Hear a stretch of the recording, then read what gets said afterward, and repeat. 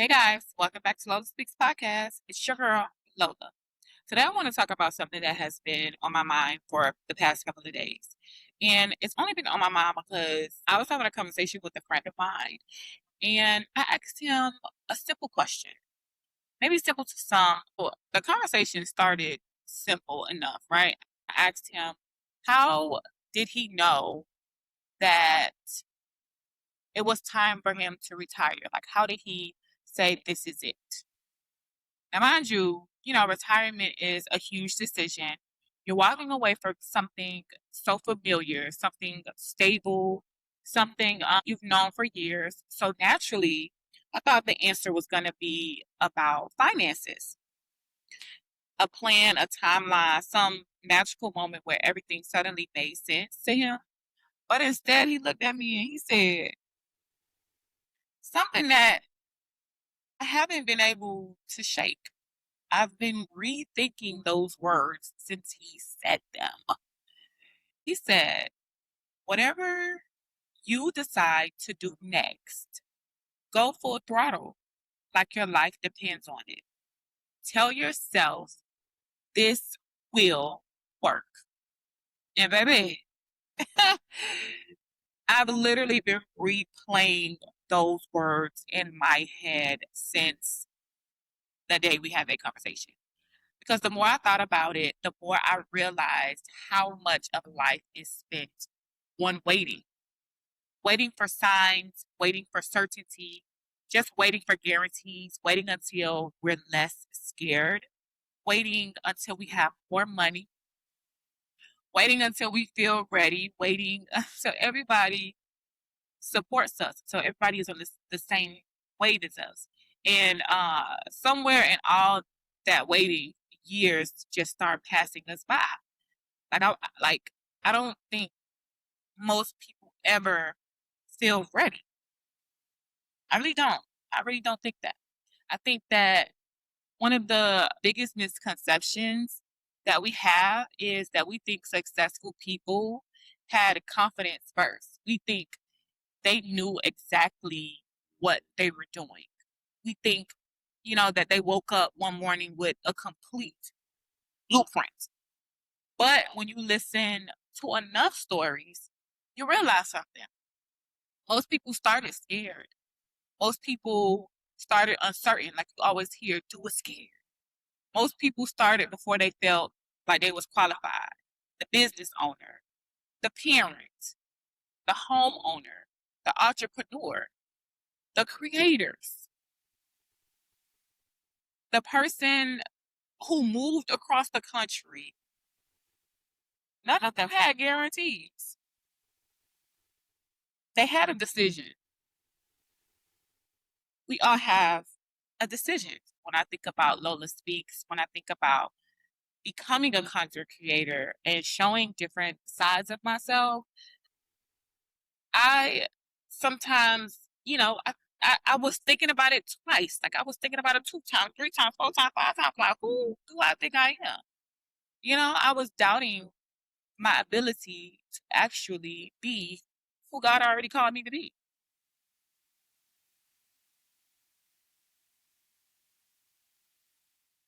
Does that make sense? Because if I'm honest, there have been plenty of times I didn't know if something would work. Like this podcast, for example, and I still don't know if it's going to work. My business, putting myself online, showing up authentically, just being me. There is no guarantee attached to any of this, right? I just have faith. It's just faith. I think people stay stuck for 3 reasons, right? It's 3 reasons people stay stuck: fear, comfort, and other people's opinions. Because who doesn't care about other people's opinions, right? Fear is the what if I fail? Like what if I actually fail at this? And then comfort. Sometimes comfort is expensive. Comfort costs us growth. Comfort costs you opportunities. Comfort costs you the version of yourself that you're becoming. And those opinions, child, we'll let people who aren't living our lives have the loudest voices in our heads. Family, friends, social media, dating, career changes, all of those things, opinions of those people, they don't even matter. They don't even matter. There's something that I've noticed in scripture that God has a habit of giving directions without providing details. And if we're being honest, that's the part most of us struggle with. We don't mind obeying God. We understand the plan. We don't mind moving when we know exactly how things are going to work out. We don't mind trusting when the outcome is guaranteed. But that's usually not how God operates. God will give you an instruction and leave room for faith. I know some of us wish he didn't do that. I know some of us wish he would send us a PowerPoint presentation, a 5-year plan, a spreadsheet, a step-by-step guide. But over and over again throughout scripture, God gives people enough information to take the next step and nothing more. Let's talk about Abraham for a second. God tells Abraham to leave his country, leave his family, leave everything that is familiar to him, and go to a place that he would show him. Not a place he showed him, a place he would, emphasis on would, show him. God didn't hand Abraham an address. He didn't show him any pictures. He didn't tell him how long the journey would take. He didn't explain every obstacle he would face along the way. He simply said, move. Imagine that. Imagine packing up your entire life because God said go. Not because you knew where you were going, not because everything made sense, not because you had all the answers, but because you trusted the one giving the instructions. And I wonder, how many of us are waiting for details when God is waiting for obedience? How many blessings are sitting on the other side of a step we keep postponing because we're demanding explanations? And then we have Moses. Now, Moses had already obeyed God, right? He had already gone back to Egypt. He had already stood before Pharaoh. He had already done the difficult things, right? And yet somehow he still found himself trapped. The Red Sea was in front of him. The Egyptian army was behind him. Now, let's be honest. I know me. I would have been like, now, God, what I gotta do? What's going on? Because I know I'm questioning. I would have, most of us would have started questioning whether we heard God correctly, because that's just what we do, right? The moment obedience gets uncomfortable, we start assuming we made a mistake. The moment the path gets difficult, we wonder if God missed us. But here's the thing. Just because you're facing a Red Sea doesn't mean you're headed in the wrong direction. Sometimes the obstacle is part of the miracle. Sometimes the thing blocking your way is the exact place where God is about to reveal his power. Moses didn't know God was going to part the Red Sea. We read the story knowing the ending. We did. Moses ain't know nothing. He did it done. We read it with hindsight. He lived it in real time. All he knew was God brought him there. And somehow he had to trust that God would make a way. And And isn't that where so many of us are right now? We're standing in front of situations we don't know how to solve, looking at circumstances we can't fix, trying to figure out how everything is going to come together. And God keeps saying the same thing He said then: keep moving, keep trusting me. I've got this.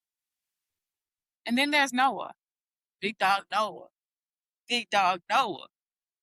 Noah's story might be one of the wildest, examples of faith in the entire Bible. Because God tells Noah to build an ark, a boat, a big old boat. The crazy part about that is there wasn't even a reason in Noah's natural mind for an ark. Like, there was no visible flood, no storms, no clouds, no evidence, no proof, just an instruction. Yeah. Can you imagine how ridiculous Noah probably looked to everybody around him day after day, year after year, as he's building this boat, this yacht, this ark, building something that nobody understood, building for a future nobody could see. He was building based solely on what God said. People probably laughed at him. I'm quite sure they did. They probably questioned him for sure. I know they did. People probably thought he had lost his ever loving mind. Okay? But Noah kept building. And I think, you know, that God has called us to build something. A lot of us are right here. Like, God has called us to build something: a business, a ministry, a new lifestyle, a healthier version of ourselves, a dream, a vision.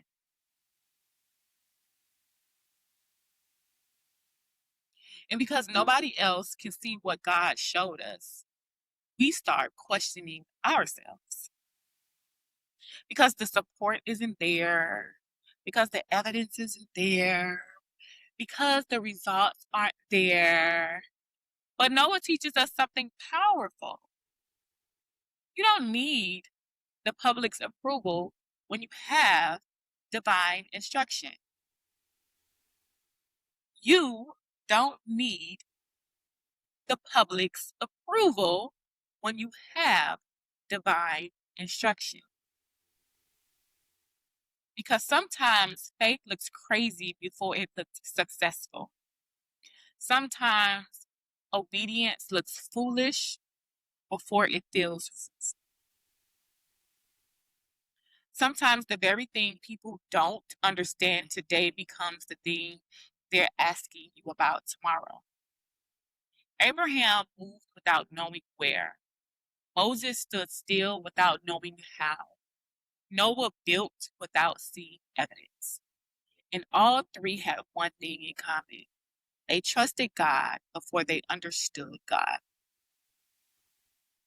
And maybe that's the lesson. Maybe faith isn't knowing exactly how everything is going to work out. Maybe faith is deciding that God's character is trustworthy even when His plan isn't fully visible.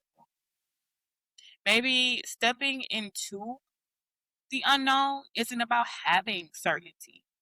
Maybe it's about having enough trust to take the next step anyway. Because if God showed us everything at once, we wouldn't need faith. But if He gives us the next step, I think that's enough. So with that being said, I think what stood out to me the most wasn't even the phrase "go full throttle." It was the confidence behind it. The decision behind it. Because there comes a moment when you stop asking, "Can I do this?" and start asking, "What happens if I don't? What happens if I keep shrinking myself? What happens if I stay comfortable? What happens if I spend the next 5 years talking about what I want instead of building it? Betting on yourself is the part nobody talks about. Because at some point, you have to become the first person to believe in you. Before the followers, before the customers, before the relationships, before the opportunities, before the results. You. It's you. It's always been just you. I know somebody listening right now has been sitting on an idea, a business, a move, a dream, maybe even a healing journey, a conversation that you need to have with someone, a chapter that you're scared of starting. This is your sign. This is your sign. This is our sign. Because I don't know what your unknown looks like. I don't know what mine looks like either. Maybe it's leaving. Maybe it's staying. Maybe it's starting over. Maybe it's finally beginning. Or maybe it's trusting God in a way you never have before. But here's what I do know. You don't need the answers. You don't need all of them. You don't need all the answers. You need enough courage for the next step. And maybe that's why that conversation hit me so hard, because for the first time in a long time, I stopped asking myself if something would work. And I started asking myself, what would happen if I gave it everything I had? Not halfway, not occasionally, not when I felt motivated, but just everything that I have. Go full throttle. Because maybe that's the difference between the life that we're dreaming about and the life that we're living. Commitment, not perfection, but the commitment. So if you're standing at the edge of something new, take that step. Trust God. Go all in. And watch who you become.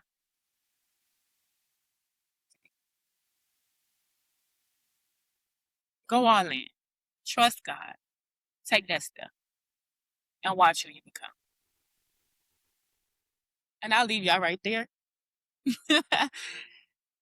Thank y'all for listening. Thank you for tuning in. Thank you for trusting in me to give you a confidence boost. Thank you for trusting in me to give you the courage that you need to try something new. Because I know that it's not easy. I know that the obstacles that we face can seem never ending.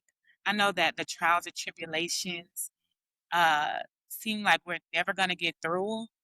I know that life can just be hard because life be licensed.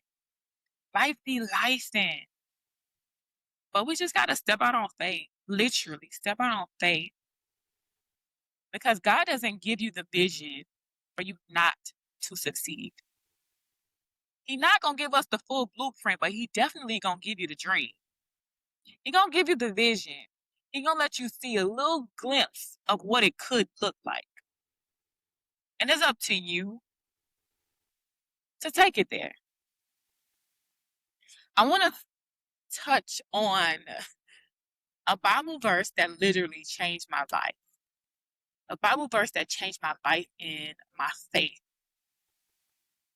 And it's something that I say to myself daily, all the time, when I feel like my faith is a little shaky, when I feel like I don't know if I'm going left or right. When I feel like, you know, all of the odds are stacked against me, is Jeremiah